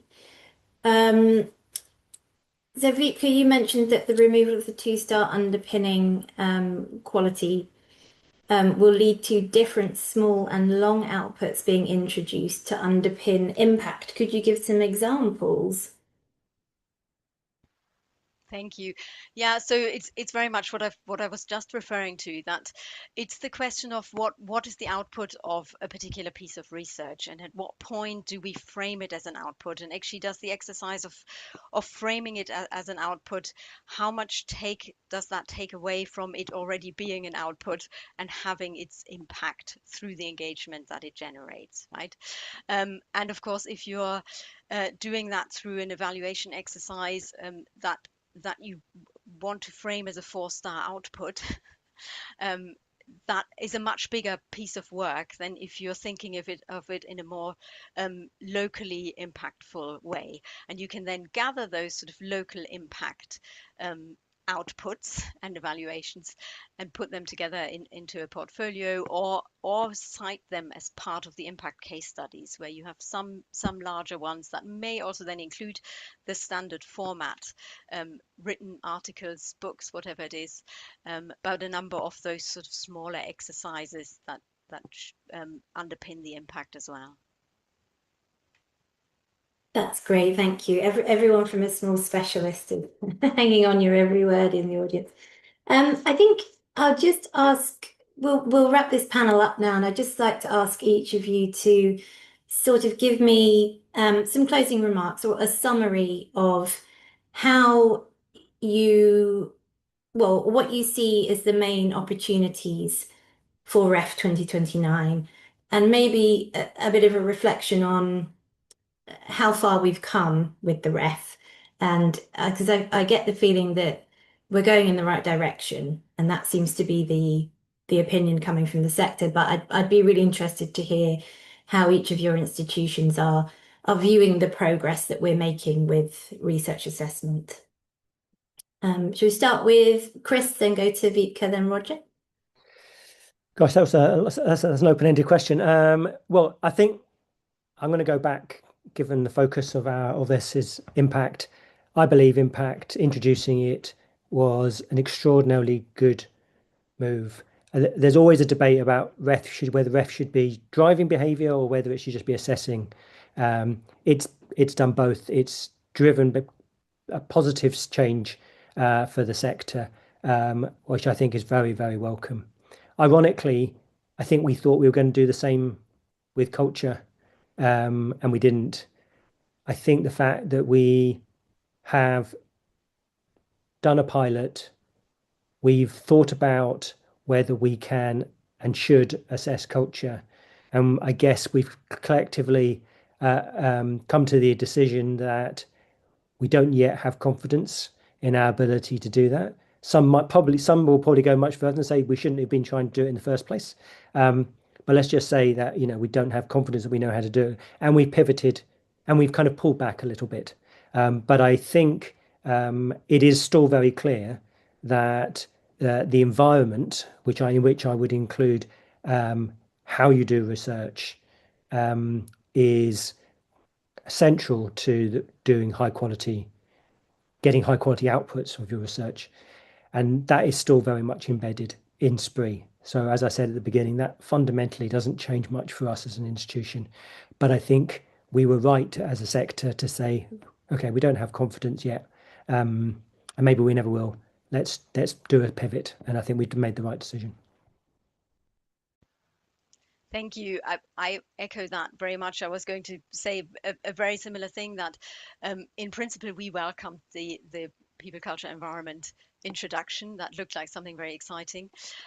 We as a subsector, so with Conservatoires UK, for example, were very vocal around the fact that we need a pilot to actually see how does that work, and not least to also mirror the robustness that is required of us as research institutions in everything that we conduct, to have the same robustness in bringing about the right measures. And the outcome of that was that the measures, the parameters are not clear enough to do that. So yes, this is in some ways a step back. For us, culture is incredibly important. It is really what we thrive on and why we can, with our FTE of 17 researchers, have the reach and impact that I think we do have. But the SPRI is probably a good stepping stone towards getting there. So in that sense, it is welcome. Yes. I'd say I think REF is heading in the right direction overall, and it is that we have to register just how difficult it is to come up with a national exercise that delivers in an objective, simple, and meaningful way. So you can see definite positive steps over time, at least the impact agenda coming through and so on and so forth. But I'd say I think we're at a real pivot point with REF. I think this REF is really special. And I go to AI to say this is the first time we're undertaking a REF where the machine can start to interpret, synthesize, and understand in ways that are really profound. And speaking both in my substantive role within the computer science area and in a leadership role, you can see that in future, we may be approaching REF in a different way. There's been some really interesting work already just dipping into that space. But what I would say on that is that we do need to sort of keep looking over the horizon and make sure we're really thinking about whether we can use AI in future to really help with objectivity and support for REF. Thank you, Roger. And ending on a very topical note, I will close this panel now. Thank you all so much for your generosity and your thoughtful conversation. It's been a delight to have you here with us this morning. And I will now hand back over to Laura Tucker. Wonderful. Thank you. Huge thank you to Stephen, Chris, Roger, and Vibeke. It's exactly what we hoped for when we put this symposium together. It's been really very much a thoughtful reflection and some really interesting perspectives from you all who are very deeply embedded in driving the sector, supporting the discussions and the evolution of where REF and impact assessments more broadly are heading within the UK, and part of that journey that continues to grow. And thank you very much for contributing your time. It really does make a difference. So it's much appreciated. From my side, sort of building on some of the points that were shared from the panel just now, there were some really interesting aspects that came to light. One piece around that came up from Chris was really about how we keep coming back to this alignment of strategy and impact on the ground. And is this important of alignment ahead of REF 2029. And I think it's interesting given what Roger shared about there has been a lot of restructuring and changes within the space since the last REF. And there is a huge an incredibly rich body of impact activity that is happening within the sector. And so, from the issue isn't necessarily quality, it's how do we pull this together? It's the coherence piece, especially with this introduction and this, 60% weighting on the institutional level statements. I think will be really we'll have to wait and see on that guidance on how that looks like, because there's lots of excellent work, but there's not always a clear sense of how it ends up at that organizational level as well. I think is a really interesting trend that we're seeing emerge, which we know from REF 2029 is asking about, can we show intent? Can you demonstrate your impact flows from strategy and feeds back into it? And that alignment needs to be visible at the top of the organization. And not just in a REF submission, but in board discussions, annual reporting, and funding from other sources. For Vibke's point, I think about how do we make this visible when it's not necessarily there in annual reports, for example, at the moment, is really resonates, because when that connection is clear, impact stops being something that we describe late at the end, but becomes something we can lead with. And that alignment isn't just about REF, but institutions can tell that story clearly. And those that can do that will have a genuine advantage in other broader funding conversations, because we see funders more broadly having or asking the same question that REF is, and those with the clearest answers will be best placed to make to benefit from that. And I think the question is why are funders asking it? It's back to Stephen's point and the point that was raised in the panel that this introduction of impact was a good thing, and that landscape continues to shift, and it's something that's worth paying attention to, because what we've been talking about today in terms of REF isn't just about the UK. We see across international funding and policy landscapes the same expectation is emerging. Demonstrate excellence and show how your work is benefiting society. And REF 2029 is the UK's response to that, but it is a broader international trend. And it's not coming just from the government policy side, but from philanthropists, research councils, investment partners that we see. They're being held accountable to their own boards for the impact of their funding. And the organizations that we work with, we see that and how it's actually is cascading from how funding calls are being designed and what they look for in competitive applications, for example. So it's a key trend that we're seeing, and emphasizes why building that infrastructure now, to your point around data and how do we make this manageable, is really crucial, because it's growing. And whilst we know it's not simple, that challenge is really about manageability. And I think to Chris's point, how do we take something from that institutional level strategy to implementing within units, within the large institutions, or if you're the small institution, how do we detangle it? I thought was really interesting, because we know that it's a weight, and so how that ability, especially in an age of AI and the technology tools that we talked about earlier and that have raised a few times, there are opportunities to what are those opportunities to streamline and to support building portfolio level impact on top of, if we have project level impact for case studies, how do we build that on top of to portfolio level and organization level views on what impact we're having, because it's driving investment decisions that the organizations are making. If from our side, we've built over 15 years software and structures, software that structures impact data in a way that allows institutions to move beyond individual project reporting and see that bigger picture, the kind of portfolio level intelligence that makes that line of sight between strategy and impact tangible, not just aspirational. And from the advisory side, we've developed a proven track and record of partnering with institutions to support REF preparation and produce and support that environment and high quality 4-star case studies and statements to be produced over the periods. But what we're looking at next takes that further, and it builds on this piece around AI for discoverability and analysis and synthesis. How can we use it as a tool to support the multiple sources of impact data and support high quality REF returns and ease burden?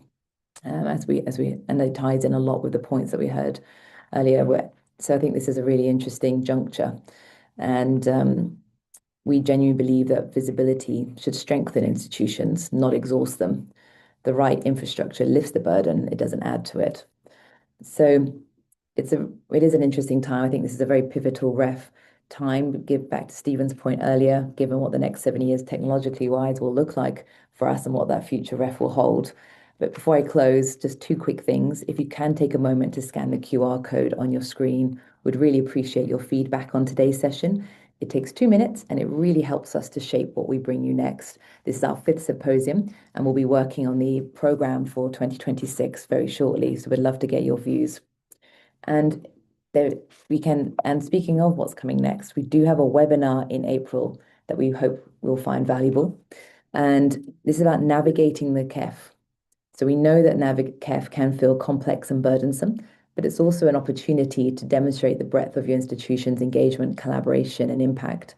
So our team will be sharing practical guidance to help you make the most of your submission details. And the details are on the screen now for you to register. So we'd love to see you there. It's an open, free event for everyone to join. And then to close from my side, research impact done well isn't a compliance exercise. It's how institutions demonstrate that their work matters to their communities, to their funders, and to the world beyond academia. And we've heard that element of place come up a couple of times as well. So we know how important this is.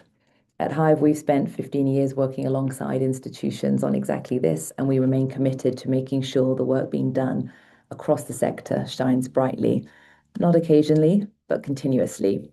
So thank you very much, everyone, for joining today. And with that, we'll formally close.